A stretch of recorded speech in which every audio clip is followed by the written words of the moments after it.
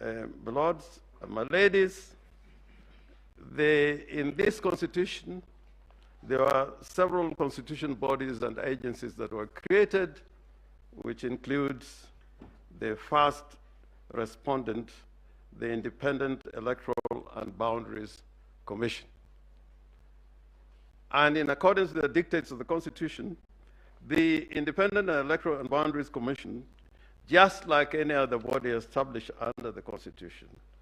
and for that matter, any person who resides in the Republic of Kenya is required not only to recognize the supremacy of the Constitution, but act in accordance of the Constitution and in defense of the Constitution. Under Article 249, all independent offices and independent commissions are required to respect the sovereignty of the people and also to promote constitutionalism. This is important because Article 249, as read with Article 88 of the Constitution, which vests powers on or to the Independent Electoral and Boundaries Commission, requires that those powers must be exercised in accordance with the Constitution. Now, my lords and my ladies, the story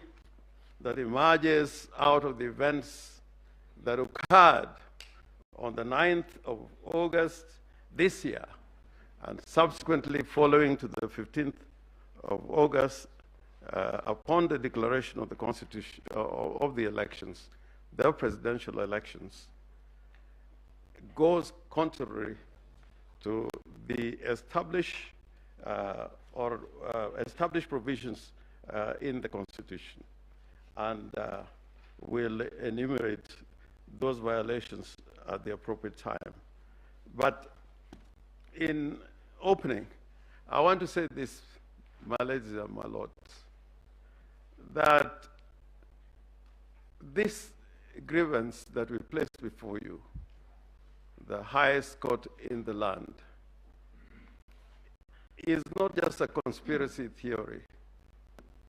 It is not just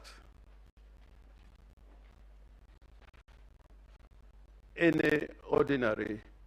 event. If you look at the evidence that is placed before you in totality, we invite your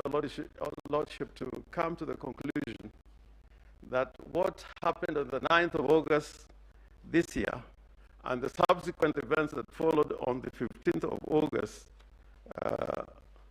mark a pattern of violations against the Constitution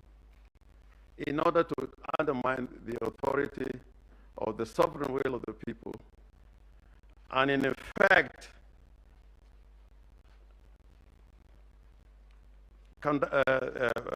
preside, that is the commission, preside over an election that in effect did not represent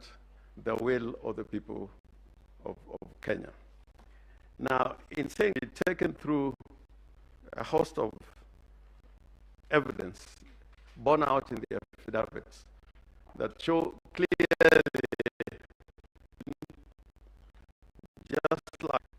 as laid out in Article, was in accord with the requirements of the Constitution as laid out in Article 81 of the Constitution.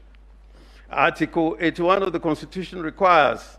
that in the Republic of Kenya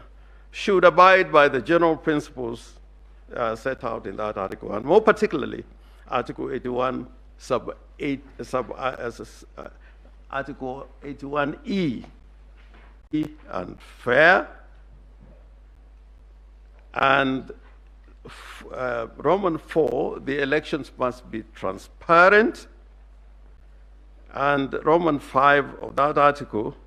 that the election should be administered in an impartial, neutral, efficient, accurate,